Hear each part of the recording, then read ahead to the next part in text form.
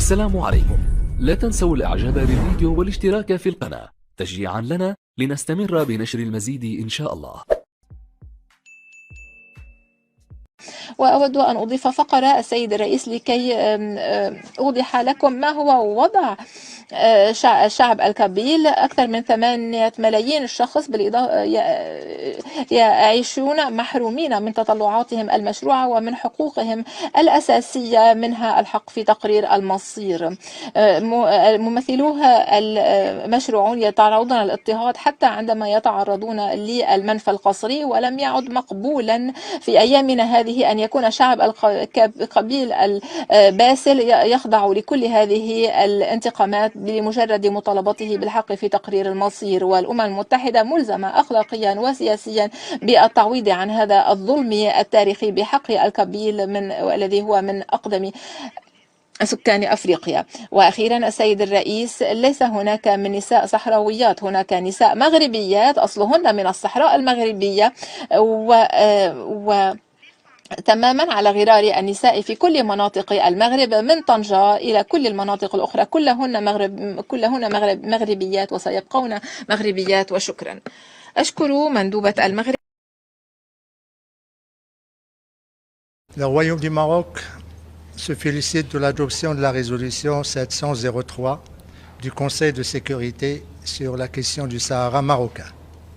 À cette occasion, je voudrais remercier vivement le Pen Holder américain pour la rédaction et la négociation de cette résolution.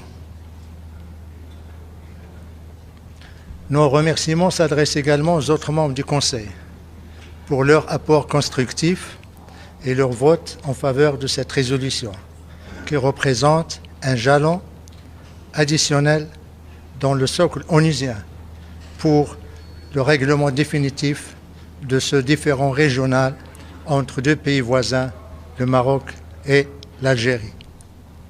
La nouvelle résolution du Conseil de sécurité consacre la sagesse et la clairvoyance du Conseil de sécurité en tant que garant de la paix et la sécurité dans le monde pour mettre fin à ce problème résiduel de la guerre froide. En ce faisant, le Conseil de sécurité s'est basé non seulement sur le droit et la légalité internationale, mais également sur le réalisme, le pragmatisme, le compromis. Cette résolution conforte également la vision et le choix stratégique de Sa Majesté le Roi en faveur de la négociation, le règlement pacifique des différends, la politique de la main tendue, et ce, conformément à l'article 6 de la Charte des Nations Unies et des résolutions pertinentes du Conseil de sécurité.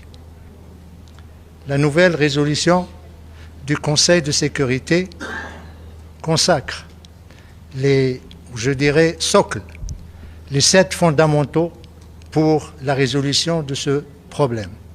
1. La résolution réaffirme la prééminence, la préscience de l'initiative marocaine d'autonomie en tant que seule et unique solution sérieuse et crédible pour régler ce problème.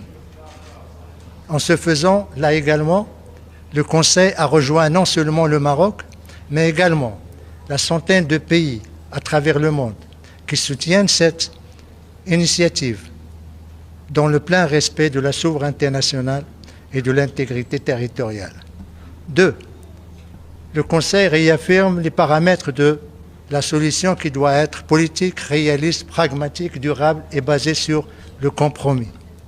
N'en déplaise à l'Algérie et à son proxy, le Polisario, cette résolution signe le 28e acte de décès du référendum, qui est mort et définitivement enterré depuis 2 décennies. 3. La résolution réaffirme également la responsabilité première de l'Algérie en tant que partie prenante principale à ce différend, en la nommant à 5 reprises dans le corps de la résolution et en lui demandant de présenter et de développer sa position afin de faire progresser le processus politique. 4. Le Conseil consacre le cadre des tables rondes du processus politique avec ses 4 participants, ignorant par là même le refus de l'Algérie de reprendre sa place autour de la table ronde. 5. Le Conseil exprime ses vives préoccupations à l'égard de la rupture du cessez-le-feu par le groupe séparatiste armé et le somme de respecter la libre circulation et réapprovisionnement de la MINURSO. 6. La résolution se félicite des réalisations du Royaume dans le domaine de la promotion et la protection des droits de l'homme, désavouant ainsi les allégations fallacieuses de l'Algérie et de son proxy polisarien. Enfin, 7.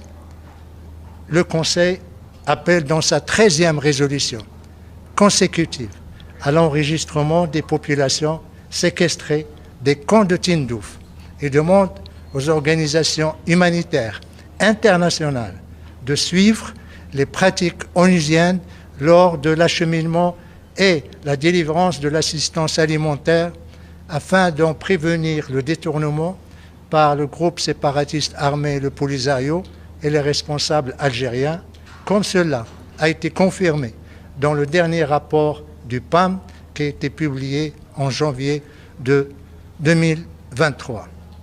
Voilà, je suis à votre disposition pour toute question que vous voudrez poser. Adla, s'il vous plaît. La presse a parlé hier de 4 explosions dans la ville de Smara. Est-ce que vous aurez plus d'informations sur les responsables? Effectivement.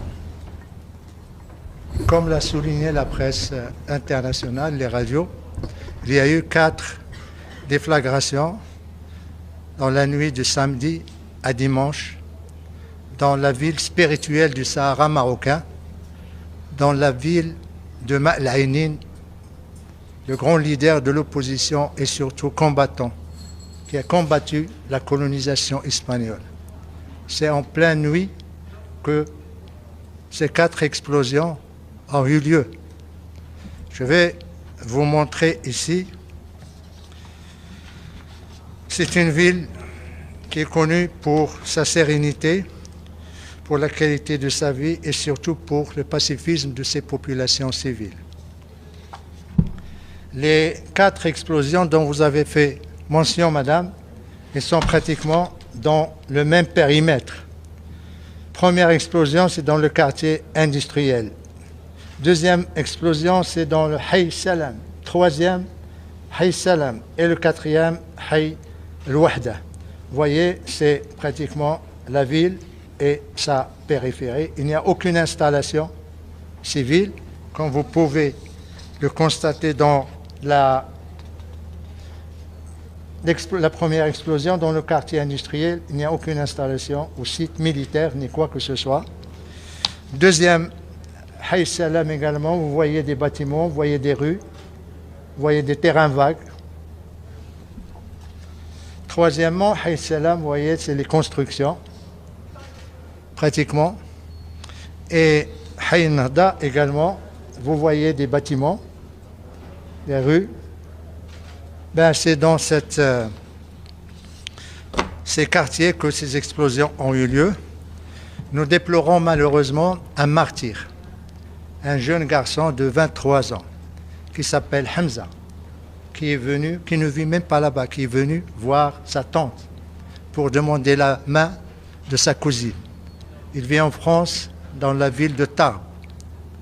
Il est venu avec sa mère pour construire un avenir avec la femme de son cœur ou la fille de son cœur. Malheureusement, le destin on a décidé autrement, ou je dirais ceux qui ont organisé, perpétré ces explosions lâches, ignobles, on a décidé autrement. Nous déplorons également 3 blessés, dont 2 dans un état grave et qui se trouvent encore aux urgences à l'hôpital militaire de l'Ayoun. Immédiatement après ces explosions, qui ont eu lieu pratiquement vers minuit, minuit 30, la MINURSO a été avisée. Et comme vous le savez, la MINURSO a également des postes d'observation à Smara. Ils sont venus immédiatement. Ils ont constaté que les explosions ont eu lieu dans des quartiers civils, des maisons civiles, un mort et des blessés civils. Et bien sûr, ils vont faire leur rapport au quartier, ici le headquarter, au secrétariat de l'ONU. Et bien sûr, le Conseil de sécurité sera saisi par ce rapport. Les autorités marocaines, de leur côté, ils ont demandé à ce qu'il y ait, à travers le procureur général, auprès de la cour d'appel de l'Aïn, qui a demandé à ce qu'on diligente, la police judiciaire de diligenter une enquête afin de vérifier ou d'identifier les détails scientifiques, mais également balistiques de ces explosions. Le Maroc est un pays légaliste. Pour le moment, nous sommes dans la phase de l'enquête, de la collecte d'informations. Nous n'accusons personne parce que tout simplement, nous attendons les résultats probants de cette enquête. À ce moment-là, nous agirons. Mais nous ne pouvons pas ignorer qu'il y a un faisceau d'indices qui sont là également probants. Les faisceaux d'indices, il n'y a pas un, il n'y a pas deux, il n'y a pas trois, il y en a plusieurs, et qui versent pratiquement vers la même direction qui s'est prononcée elle-même. Le premier indice, c'est le communiqué qui a été publié par le groupe séparatiste armé, le Polisario. C'est le communiqué 901, où il est dit que, là j'ai le communiqué en français, où il est dit que c'est ce qu'ils appellent l'armée de libération sahraoui a ciblé 3 régions. Le Mehbes, Smara, Farsiya. Smara, ils parlent d'explosions et de projectiles qu'ils ont lancés dans la nuit de samedi à dimanche. Premier indice. Et là, c'est un communiqué officiel du Polisario. Deuxième indice, lorsque les radios et les télévisions du monde, les agences de presse ont commencé à parler de ces explosions, le Polisario, et en le citant, à aucun moment, il n'a démenti. En l'absence de démenti de sa part, tout le responsabilise et tout indique que, effectivement, son silence confirme que c'est eux qui sont derrière ces explosions.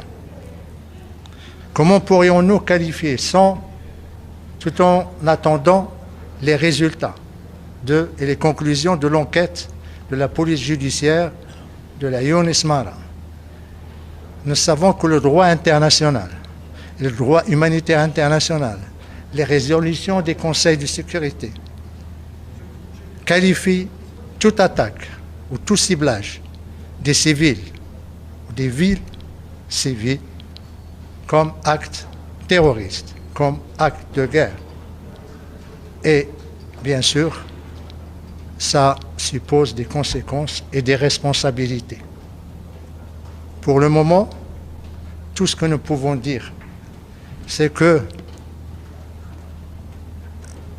ces attaques ou ces explosions, cette victime innocente, que j'appellerai Shahid, qui a attristé tout le Maroc, ne resteront pas impunis. Les responsables devront assumer leurs responsabilités juridiques, mais également politiques. Pas seulement ceux qui ont perpétré ces attaques, mais ceux également qui sont derrière eux, ceux qui les abritent, ceux qui leur fournissent les missiles ou les Katyusha ou les mortiers. Parce que tout simplement, quand il y a une déflagration, ben, ça laisse des traces. Ça laisse parfois des indices techniques de l'origine qui va permettre au Maroc la traçabilité de l'explosif et la traçabilité du missile Katyusha ou du mortier. À ce moment-là, le Maroc prendra les décisions qui s'imposeront et tirera les conséquences et les conclusions qui s'imposent. Et bien sûr, le premier à en tirer devra être le Conseil de sécurité, dès lors qu'il aura un rapport détaillé de la part de la MINURSO. La MINURSO est là pour superviser le cessez-le-feu. Le cessez-le-feu a été rompu il y a maintenant 2 ans, quelques mois. Ben, il y a une responsabilité et nous attendons à ce que ce rapport soit rendu public par les Nations Unies afin que tout le monde sache qui cible les civils, qui tue les innocents, qui déstabilise la sécurité dans la région et qui risque de provoquer des drames sur l'ensemble d'un embrasement de la région. Tout le monde doit savoir ça et la communauté internationale, bien sûr, doit juger de ce qui s'est passé. Nous faisons confiance à la MINURSO, nous faisons confiance au Conseil de sécurité pour, d'ici